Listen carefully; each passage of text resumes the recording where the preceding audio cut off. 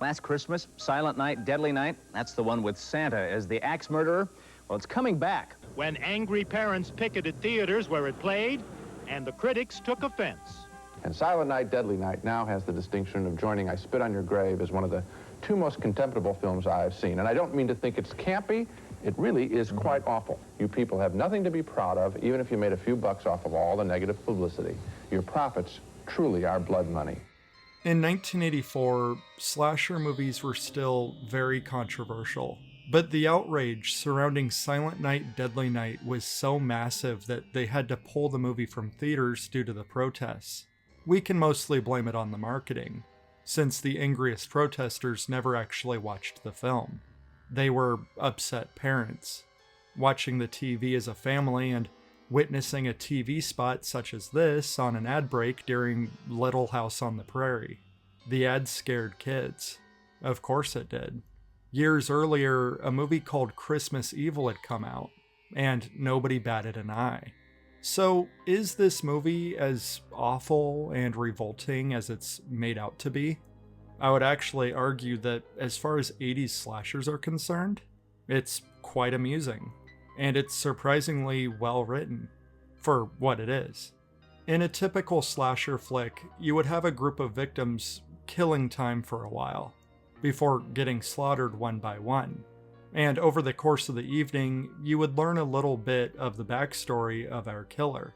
But this movie is much more ambitious about how it approaches the evening of terror. Our main character is Billy, the serial killer, and this doesn't all take place over one evening. The first 30 minutes tells us his life story, over the course of 13 years. As a child on Christmas Eve, he witnesses his parents being killed by a criminal wearing a Santa costume, and both Billy and his baby brother are taken to St. Mary's, home for orphan children. Billy seems to have some trauma that resurfaces every Christmas. Sister Margaret wants to help Billy and be kind to him and help him understand his feelings, but Mother Superior isn't having any of it. She punishes him for acting out, and preaches to him that all naughty people must be punished. Punishment is necessary. Punishment is good. Despite being terrified of Santa Claus, she forces him to sit on his lap, knowing full well what happened to him as a child. Shockingly, he doesn't grow up to be a well-adjusted adult. Wait, actually, on second thought, Billy seems to have grown up to be a wonderful guy. He's basically a perfect employee at the toy store. He's friendly, and he's hardworking. He doesn't even drink. He prefers milk. But for whatever reason, when Christmas comes around, Billy starts acting funny. But then Billy is asked to play Santa Claus for the kids, and he's clearly not doing okay.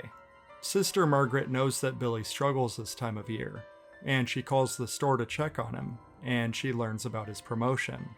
This isn't good. But then everything changes when the store closes down, and they have a Christmas Eve staff party. Billy catches the stockroom manager sexually assaulting his coworker in the back room, triggering the memory of his mom's murder, and he snaps, proceeding to kill everyone because, well, in his eyes, everyone is naughty. Sister Margaret shows up to find the bloodbath. Then Billy proceeds to go to a random house where a couple are having sex, and he busts his way in, through the flimsiest door ever built. He brutally kills them.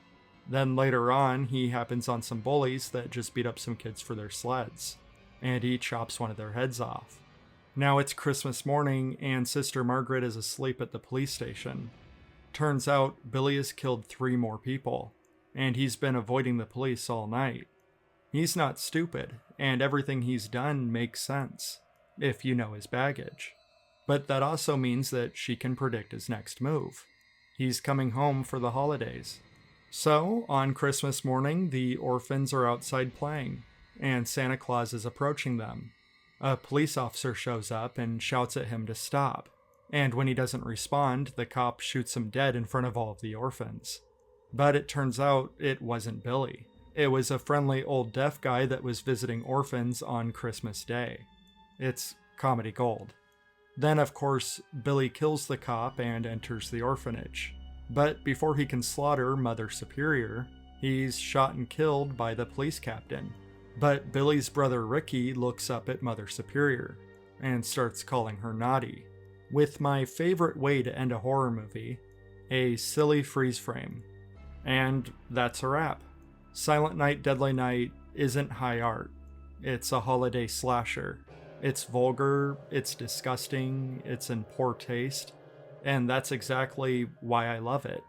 It's easy to understand why it was so upsetting for people.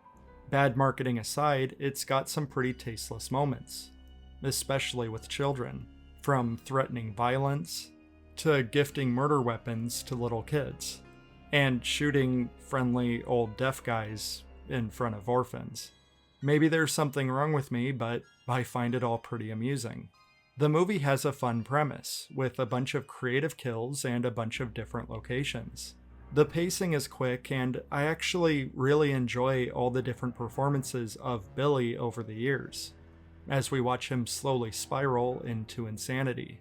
I like how every time he kills someone, he yells naughty, almost in the same way a zombie would cry out for brains. I like all the 80s toys in the store. I like the Christmas music and all the decorations. But above everything else, I like the screenplay. It's a truly unique holiday slasher that fully embraces its concept, and actually explores why he's killing people, while also delivering the goods. That's one of the major reasons they don't cover his face with the beard. We don't want to see Santa Claus killing people. We actually want to see Billy killing people. We're invested and sympathetic, something you can't say about most movies in the genre. So yeah, Silent Night, Deadly Night is a holiday favorite for me. Every December, I want to cozy up and watch a nice, heartwarming holiday classic. But sometimes, I kind of want to watch a friendly old deaf guy get shot up in front of a bunch of orphans. Santa's watching, Santa's waiting, Christmas Eve is slowly fading. Can you hear him in the night?